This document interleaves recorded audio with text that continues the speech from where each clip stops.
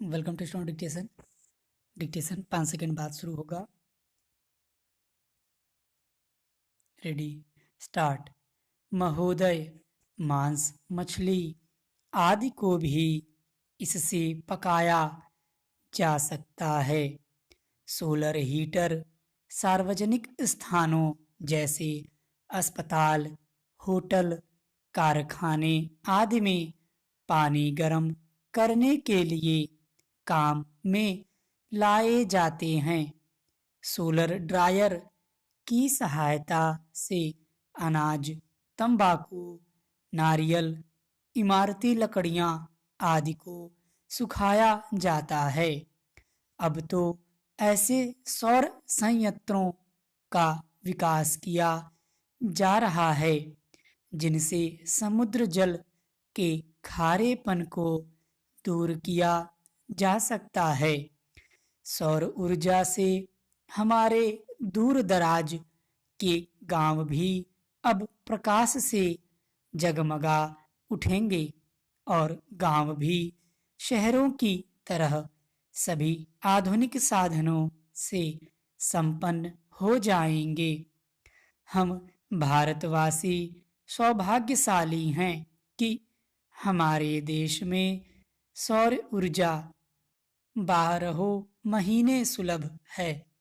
हमें चाहिए कि हम सौर ऊर्जा का भरपूर लाभ उठाएं।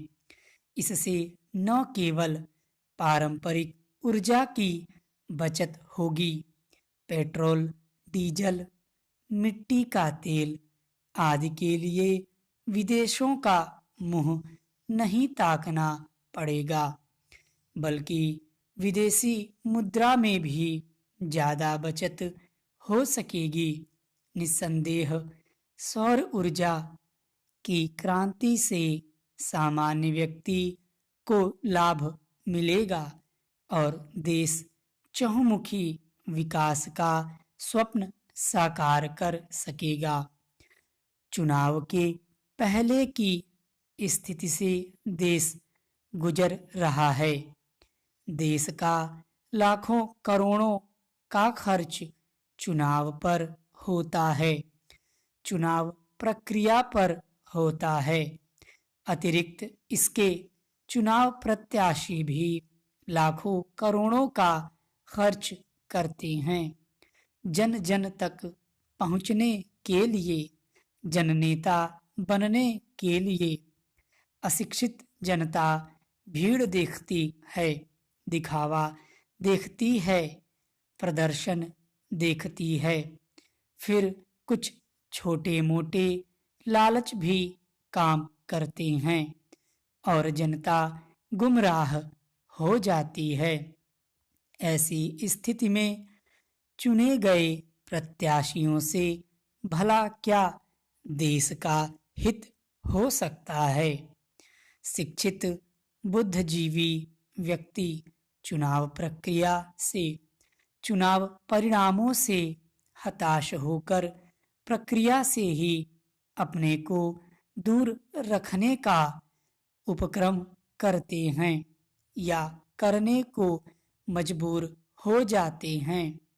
लंबी खड़ी कतारों में अपना समय नहीं लगाना चाहते। लोकसभा, विधानसभा, पंचायत सभी चुनाव यदि एक ही समय कराए जाएं तो बहुत संभव है लोगों में रुचि बने, समय का व्यय रुके, आर्थिक खर्च भार जो देश को बार बार करना पड़ता है वह बच सकता है। क्या ऐसा कुछ सोचा नहीं जा सकता? प्रत्याशी बनने के लिए भी कुछ मापदंड निर्धारित होने चाहिए। उनको शिक्षित होना चाहिए और चुने जाने के बाद उनके लिए एक आचार संहिता होनी चाहिए। उनके खर्च एवं संपदा पर एक प्रतिबंध होना चाहिए।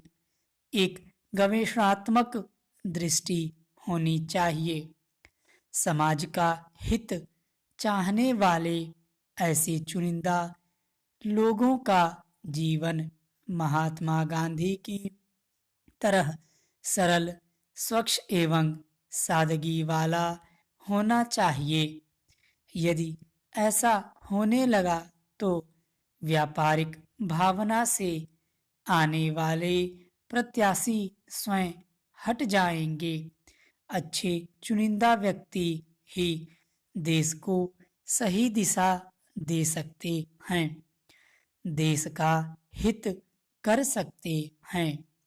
बहुजन संप्रेषण के माध्यमों के अभिनव विकास तथा राष्ट्रीय चेतना का अंतर्राष्ट्रीय जीवन से संबंध बढ़ा है, जिसके कारण मनुष्य की सामाजिक और आर्थिक समस्याएं भी जटिल होती गई हैं।